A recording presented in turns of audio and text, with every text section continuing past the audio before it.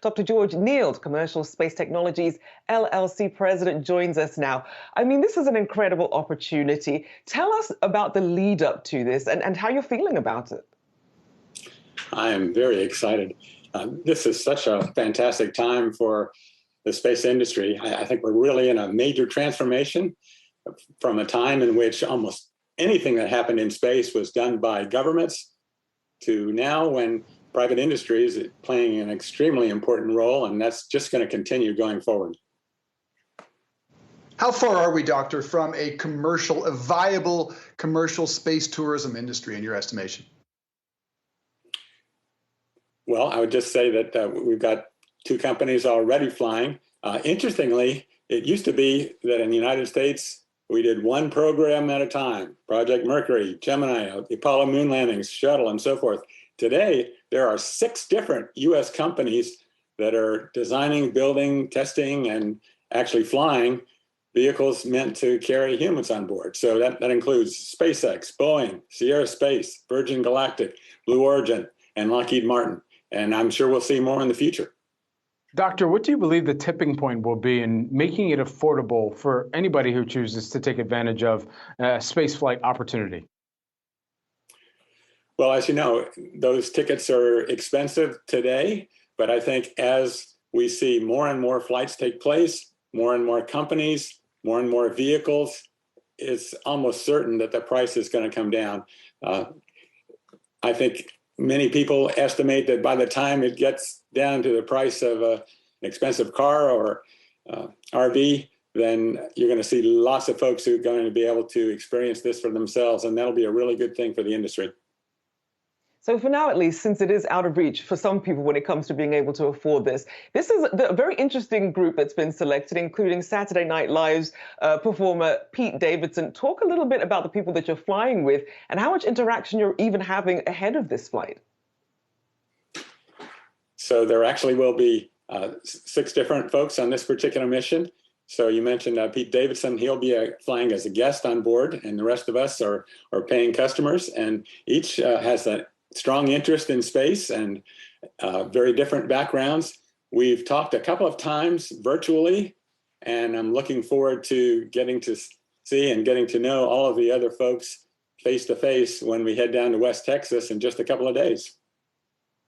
But Doc, Captain Kirk flew on the first flight, NFL Hall of Famer Michael Strahan on the second one. I'm sure you're thrilled to have some comic relief aboard the Origin, but if there's one celebrity you want to be up there with you, who is it? Come on, be honest with us.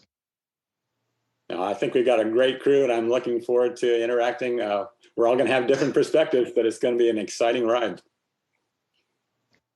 When you think about all of the opportunities that are coming from also being able to study either life in space or even just what the human body, what that reaction is, even for a brief space flight is, are there any things that you're going to be monitoring of your own vitals when you go out up into space?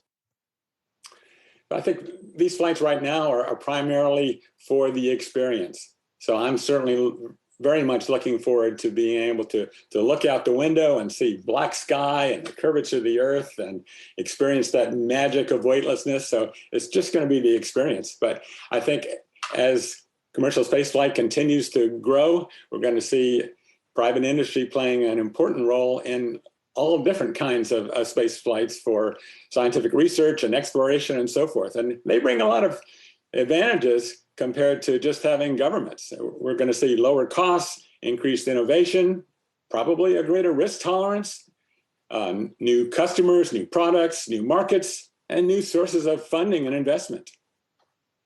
So then one of the things that also gets raised when it comes to a lot of this space travel is perhaps the footprint it could leave behind on the environment. What are your thoughts on that, and what's really being done to offset some of that? So that's a really important issue.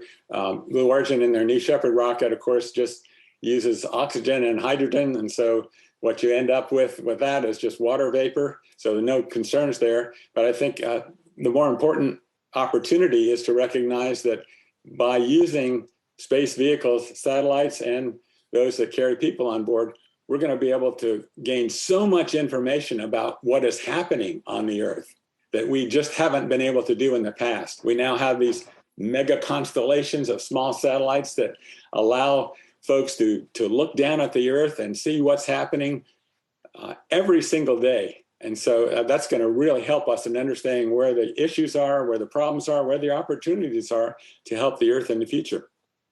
And even eliminating some of the pre-flight jitters that you may have you been able to talk to any of those who have gone on the trip before you in those all-civilian flights? Have you been able to talk to Jeff Bezos? So during my previous jobs, including leading the FAA's Office of Commercial Space Transportation, I've got to meet Mr. Bezos and many others in the industry. And of course, I spent a number of years down at the Johnson Space Center in Houston, where there's plenty of astronauts training and working on the shuttle program, the space station program, and so forth. So I have some idea what this is all about, but it's really going to be exciting to experience it personally. We'll be rooting for you as you head to the final frontier there. Thank you so much for joining us today, Dr. George Nield, Commercial Space Technologies LLC President. Thank you so much.